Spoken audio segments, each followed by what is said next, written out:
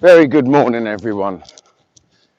Okay, so it's Friday the 13th of March 2020, and I've got a bit of a bee in my bonnet at the moment, and sorry, very sorry for the poor lighting. It is dark outside and it is early o'clock in the morning. So I've got a bit of a bee in my bonnet, again, as per usual, but this time it is caused solely by our Prime Minister, Boris the Dickhead Johnson. Boris Johnson, Bojo, Mr. Prime Minister, you are the biggest plank I've ever seen on the telly in my life. Okay? You've got the Italians who have put themselves on a countrywide lockdown after it got to a certain point, which personally I think is too little too late. They should have done that at least 2 weeks ago. Denmark has put their whole country on an effing lockdown, which I'm not sure what their numbers are, I don't know what their figures are, but you know what? They've done the right thing. Why is it, Boris Johnson, you are waiting until we have at least 2,000 people infected and over 100 people dead before you actually get off your ass and actually start doing something about it, Boris Johnson? Why is that? We've moved from the containment stage to, was it mitigating, whatever it is, trying to slow it down? Really? Really? Boris Johnson, you should be imposing as a minimum the social distancing policy, which you've already said could work. You should do this. People should be doing this anyway. What makes me laugh is I've noticed this on Facebook and I've noticed it in person. There are people standing away from each other at the bus stop because they're afraid of getting coronavirus. So everyone's giving themselves a bit of extra space. Then what do these fucking idiots do? I tell you what these idiots do is they cram themselves bollock to bum on a bus and then breathe all over each other and then grab the handrails and touch the buttons and then touch their faces and scratch their noses, and then they're spreading all kinds of nastiness all over the buses and trains is what's happening. So what should be actually happening, this is what I think should be happening, and correct me if I'm wrong, or please feel free to throw a spanner in the works to my grand design. Okay, I do think all sporting fixtures should be crowd free. Honestly, I think the motor racing should go on, disinfect the cars, make sure the drivers are fit and healthy, and crack on with it. But large crowds of people, nah. I think that the St. Patrick's Day parade, and no doubt there will be a St. Patrick's Day parade, because in Great Britain we celebrate everything apart from St. George's Day. So of course there'll be a St. Patrick's Day parade, won't there? But you know, I think that should be cancelled, along with every other major crowd gathering event up until at least August. This is what I think. Yes, that's what I think. I think that public transport should operate a no standing policy on buses. Think about that for 1 second. Just think about that. I walk to work. Yeah? I'm walking 4.2 miles from the border of Penge and Sydenham all the way into Camberwell. That is 4.2 miles of me filling my lungs with fresh air, with me getting a decent cardio workout, you see, with me literally becoming healthier because I'm walking to work. I'm not getting on public transport and sitting on a dirty bus. Bearing in mind at this time in the morning it would probably be empty, but the buses are bastard dirty. Yes, they are. So much so, these buses are dirty, that yesterday when I finished work, as tired as I was because I had to get up at 2 o'clock in the morning, as tired as I was, I, with my boots on, made the 4.2 mile walk home yesterday And I would rather be hot and sweaty and tired and slightly smelly from the walk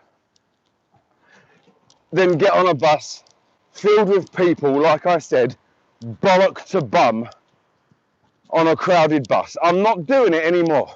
So when I finish work today, I don't care whether it's going to be snowing, raining or hailing, or the sun beating down like an absolute shit scorcher in Barbados. I don't care. I'm going to be walking home. And do you know what? Yesterday, I covered just over 11 miles on foot. 11 miles. I'm having now have to avoid going to the gym. I wanted to go to the gym yesterday and have a decent workout. I can't even do that anymore because of paranoia. I'm not panicking, it's just paranoia. I can just imagine going in there and I know that the locker keys in that gym haven't been disinfected. They haven't been washed. They would have been on someone's wrist or someone's ankle, getting nasty germs all over it. I don't know what the lockers are like, what the benches are like. And I know there's cleaning stuff within the gym itself. And I know there's paper towel. But can you guarantee someone's going around cleaning that equipment, disinfecting it, sterilising it from COVID-19? Can you guarantee that? No, of course, no one can guarantee that. So I had to take a hit yesterday on going to the gym, which is quite a good thing that I walked home as well as walking to work. So I'm still getting my exercise. But that's not the point. People should at this point be exercising a very decent amount of common sense and distancing themselves from one another. Yesterday, I'll tell you what happened yesterday. My sister, who I love dearly, made an executive decision. I'll tell you what my sister done. She went home from work yesterday because one of her colleagues, and this will make you laugh, one of her work colleagues who came back from Thailand didn't self-isolate and went straight to work after they were told to self-isolate from travelling from one of these countries. He didn't self-isolate, he came to work. Management in that place of work then point blank refused to send this guy home in case they hurt his feelings. So my sister said, I'm not prepared to work in this place with him as a potential risk. See you later, goodbye, I'm going home. Now the thing is, good for her, because good luck them finding someone who does what my sister does for a living and does it as well as she does. She's very good at her job. She's very good at her job. And do you know what? She made quite possibly one of the best decisions she's made all year, is what I reckon. People need to start distancing themselves from one another. So when it comes to the buses, let me get back on track. There should be a no standing policy on public transport, which means if you have to walk to work, if you're capable, then do you know what? Walk to work. A 4.2 mile walk for me at an average pace takes me 1 hour and 7 minutes. Most people in London live within 5 miles of where they work. So if you're capable of walking to work and you work within 5 miles, the most it will take you is 1 hour and 40 minutes. And that's at a slow pace. And just think of the exercise you'll get. You'll feel better for it. You'll get all those endorphins rushing through your system. You'll be avoiding public transport. You'll be staying away from people, is what you'll be doing. You may have to leave home slightly earlier to get an earlier bus. You may have to get a different bus. Or hell, you may even want to dust your bike off that's been sitting in the shed for 4 years.